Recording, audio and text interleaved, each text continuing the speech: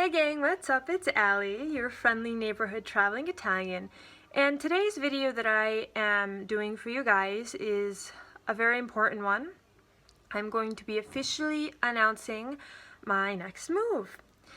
So in this September, I am going to be doing my master's degree in England at the University of Cranfield in Forensic Archaeology and Anthropology.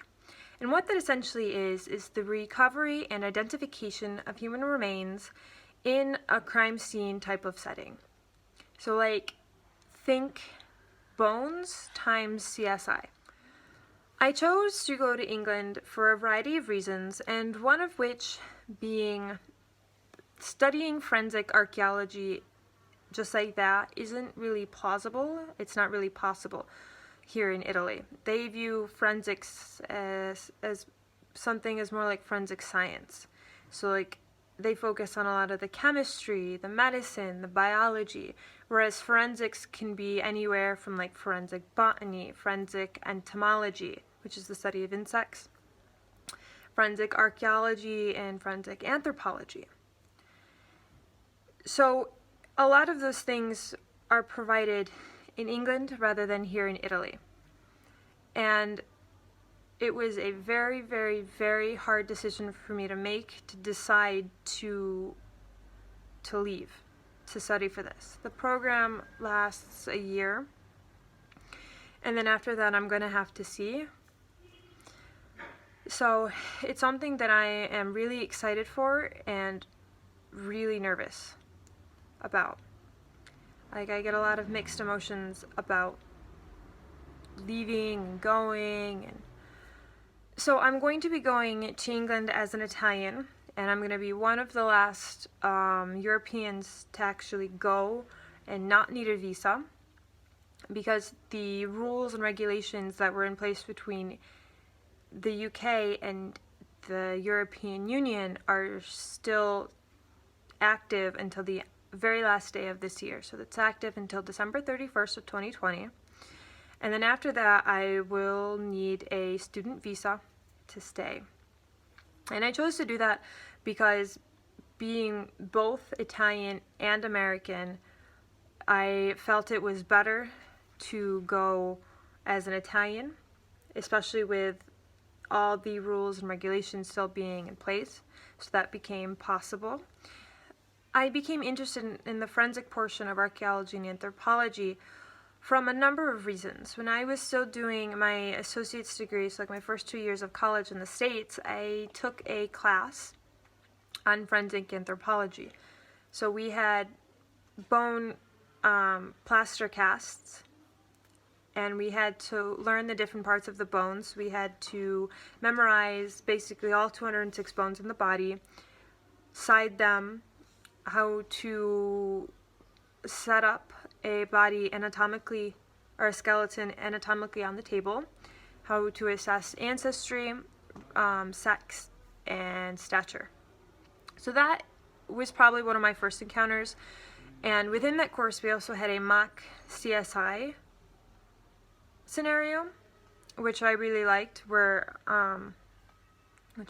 class was split up into groups for the entire year. And when we did this, we had split up the different types of jobs. We had to do like photography, we had to draw the body, we had to take pictures, and we had to make sure everything was recorded and labeled right.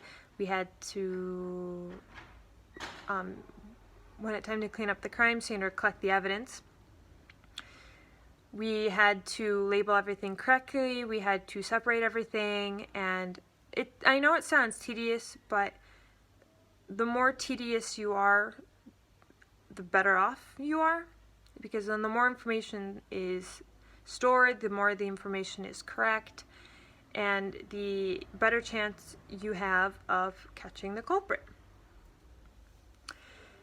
And then while I was at my undergrad, doing my undergrad in Rome, we visited a lot of different archaeological sites, a lot of different archaeological museums, and I know I did a summer practicum the summer before I graduated at the Colosseum. So that was a lot of fun. I got like a first hands-on experience with that, and I really, really like that.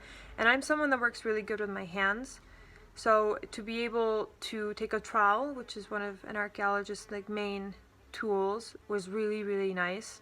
And I also liked the fact that you were outside and you weren't really stuck at a desk from 9 to 5.